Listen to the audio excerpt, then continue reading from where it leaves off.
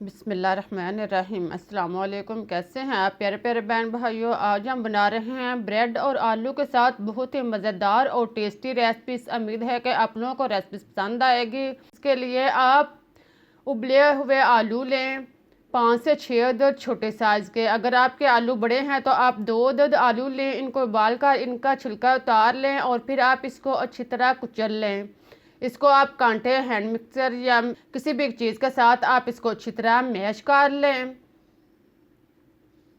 देखें आलूओं को अच्छी तरह कुचलने के बाद अब आप इसमें सुरख मिर्च दानेदार 1 चम्मच शामिल करें। साथ में आप नमक टेस्ट के मुताबिक डाल लें।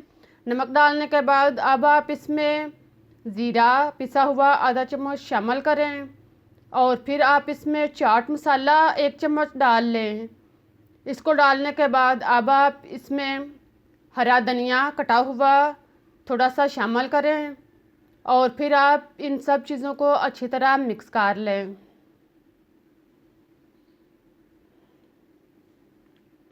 सारे चीज़ों को अच्छी तरह यकजां करने के बाद मिक्स करने के बाद आप इसको एक साइड पर रख दें।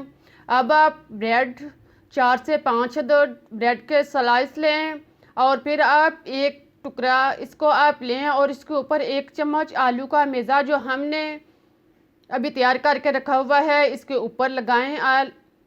आलू का मेज़ा लगाने के बाद अब आप इसके ऊपर केचप 1 चम्मच लगाएं और इसको आलू के ऊपर खूब अच्छी तरह फैला दें। इसे चम्मच की मदद से आलू के ऊपर खूब अच्छी तरह सेट करें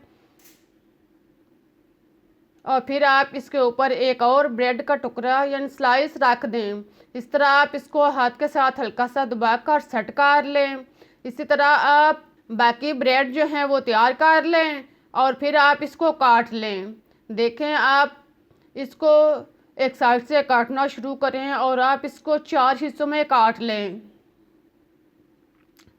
इसके आप 4 एक जैसे टुकड़े एक साइज़ के बना लें।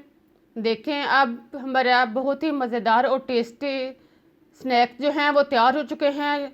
देखने में कितने टेस्टी लग रहे हैं। इस तरह आप सारे ब्रेड जो हैं वो तैयार कर लें और सारे पीस तैयार करके एक साइड पर रख दें। अब आप एक अलग बाउल में 2 से 3 चम्मच बेसन लें। बेसन डालने के बाद अब आप इसमें एक चुटकी नमक शामिल करें और साथ में आप चुटकी भर सुरख मिर्च कुटी हुई डाल लें। इसके बाद आप इसमें हरा धनिया कटा हुआ 1 से 2 चम्मच शामिल करें और फिर आप इसमें तिल 1 चम्मच डाल लें। इन सब चीज़ों को डालने के बाद अब आप इसमें पानी लगाएं और इसका अमेज़ा सा बना लें। ज़रूरत के मुताबिक आप इसमें थोड़ा थोड़ा पानी लगाते जाएं और इसका अमेज़ा सा बना लें जो ना ज़्यादा गहरा हो ना ज़्यादा पतला। बिल्कुल इस तरह का देखें, इस तरह का आप मेज़ा जो है वो तैयार कर लें।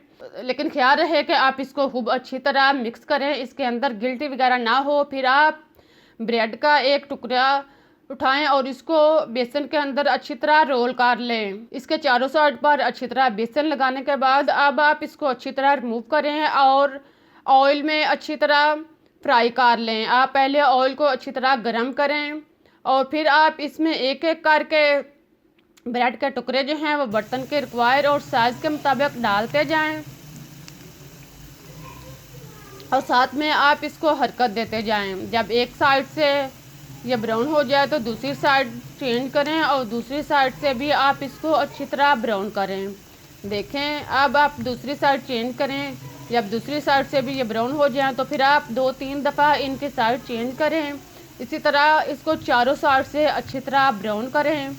प्यारे प्यारे बहन भाइयों, आपको मेरी रेसिपी कैसी लग रही हैं इसके बारे में अपनी राय का इजहार कमेंट्स में दें ताकि मैं आपके लिए इससे बेहतर और टेस्टी रेसिपीज ला सकूं।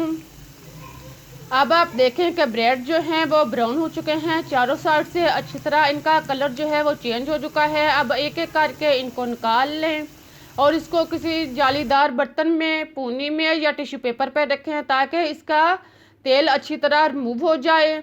इसी तरह बाकी टुकड़े भी तैयार कर लें। अब हमारा बहुत ही मज़ेदार और टेस्टी नाश्ता तैयार हो चुका है। आप इसको बच्चों के लंच बॉक्स में दे सकते हैं, चाय के साथ ले सकते हैं, अफ्तारी के टाइम में ले सकते हैं। बहुत ही मज़ेदार और टेस्टी रेसिपीज है।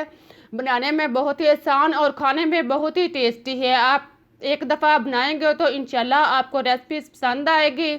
अगर रेसिपीज अच्छी लगे तो इसे लाइक और सब्सक्राइब करना मत भूलिएगा। अब मुझे इजाज़त दें, फिर मिलते हैं एक नई रेसिपीज़ के साथ। तब तक के लिए अल्लाह हाफिज़।